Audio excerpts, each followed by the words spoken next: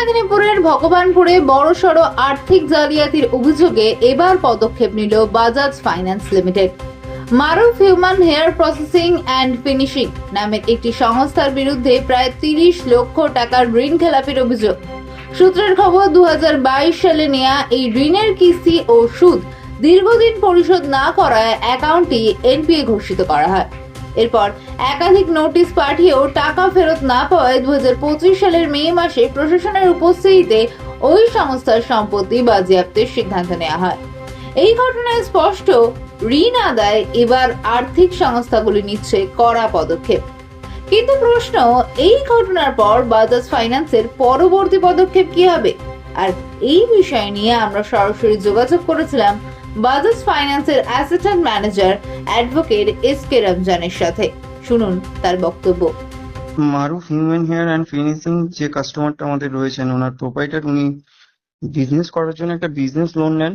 সেই লোনটা ওনার যে রেসিডেন্সিয়াল বাড়িটি রয়েছে ওইটা মর্গেজ দিয়ে নিয়েছিলেন গত ইংরেজির 30/7/2022 সালে। ওনার 32 লাখ টাকার মতো লোন হয়েছিল।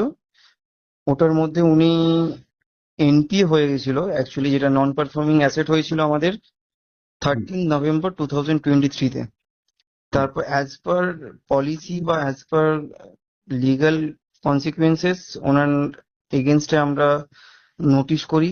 নোটিশ করানোর পর ওনাকে বারংবার সুযোগ দিই এবং ওনাকে দেখে যোগাযোগ করা হয় যাতে ওনারা এই লোনটা ক্লোজ করে নেন বা আবার রেগুলারাইজ বা নর্মালাইজ করে নেন, যেভাবে উনি 2 তারিখ করে টাকা দিতেন।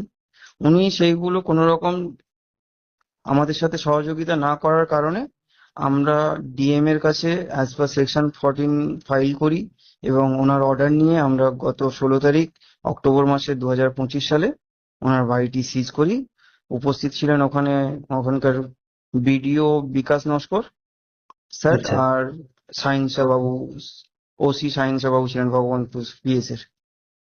আচ্ছা এর আগে আপনারা ঠিক কতবার নোটিশ পাঠিয়েছিলেন এবং তারপরে গিয়ে আপনারা এই স্টেপটা নিলেন? এর আগে অনেকবার বারংবারই নোটিশ পাঠানো হয়েছে যে যে প্রসিডিং এর মধ্যে পড়ে। ওনার এর আগে 138 এর চেক বাউন্সের কেস হয়েছে, ওনাকে নোটিশ করা হয়েছে।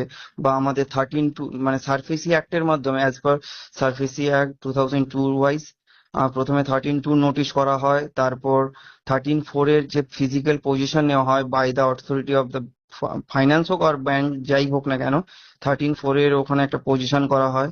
তারপরে গিয়ে সেকশন 14 ফাইলিং করা হয়। তারপরে ওনাকে সুযোগ দেওয়া হয় হিয়ারিং এর জন্য, উনি হিয়ারিং এও আসেননি। তখন আমরা অর্ডারে পেয়ে বাড়িটি নেওয়ার এখন সহযোগ। বর্তমানে তাহলে কোন পরিস্থিতিতে রয়েছে? আপনাদের কি বাড়িটি সিজ করেছেন? হ্যাঁ, বাড়িটি এখন আমাদের পজিশনে রয়েছেন ফিজিক্যালি এবং সবকিছুই। এখন যদি আমরা লিকুইডেশনের জন্য অকশনে বা কাস্টমারের কাছে এখনো অপরচুনিটি রয়েছে, আমাদের তো কোনো ইন্টেনশন থাকে না কারোর ডুয়েলিং হাউস বা বাসস্থান নেওয়ার। আমাদের অ্যাকচুয়ালি রিকভারি হয় বা আমাদের মার্কেটে অ্যাজ আ ডিফল্টার মানুষ কেউ ইচ্ছাকৃতভাবে হয় না, কেউ হয় অভাবে, কেউ হয় স্বভাবে।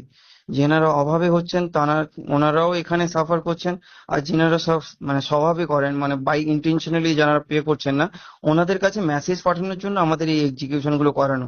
তো এই এক্সিকিউশনের মাধ্যমে আমরা মার্কেটে এই মেসেজটুকু পাঠাতে চাই, যখন আপনি বা আপনার কোনো জানা পরিচিতির মধ্যে কেউ বাড়ি মর্গেজ থেকে লোন নিচ্ছেন, ওই লোনটা পরিশোধ করাটা একান্ত প্রয়োজন। সেটা কখনো নেই না কখনো কোম্পানি বা কোনো এনবিএফসি যারা থাকে তাদের কাছে অথরিটি থাকে, ওরা একদিন না একদিন ওটাকে অ্যাটাচ করতে পারে। এটা আমাদের দেশের আইন বলে দিয়েছে। যারা ক্রেডিটার মর্গেজ ক্রেডিটার রয়েছে মানে যারা লোন দেন। হুম। আপনাদের ওই সংস্থার তরফ থেকে কি কোনো রকম আলোচনা সাপেক্ষ বিষয় কি আসছে? আলোচনার বিষয় সাপেক্ষে ওনাদেরকে বারংবার তখনও বলা হয়েছে, এখনো বলা হয়েছে, এখনো ওনার প্রায় 39 লাখ সামথিং বকেয়া রয়েছে। পুরো এক্সাক্ট অ্যামাউন্টটা আমি আপনাকে এখন বলতে পারছি না, কিন্তু প্রায় 39 লাখের মতো অ্যামাউন্ট বকেয়া রয়েছে। উনি যদি এখনো চান উনি আমাদের সাথে বসে ওনার বাসস্থানটা ছাড়িয়ে নিতে বা উনি ওনার পজিশনে বা চাবিটি হ্যান্ড ওভার নিতে চান, তাহলে আমরা করে দিতে ইচ্ছুক। আমাদের কোনো কারোর ইন্টেনশন থাকে না, আমাদের শুধু যে অ্যামাউন্ট আমরা ফাইন্যান্স করিয়েছি বা যেটা আমরা ফান্ডিং করেছি ওই অ্যামাউন্ট আমাদের রিকভারি করাটাই হচ্ছে বড় ব্যাপার। আচ্ছা, লাস্ট প্রশ্ন, যে আপনার মতে এই ধরনের ঋণ খেলাপি সংস্থার কি পরিমাণ বাড়ছে, আর যদি বাড়ে তাহলে এই ফাইন্যান্স কোম্পানিগুলো কিভাবে এর মোকাবিলা করবে?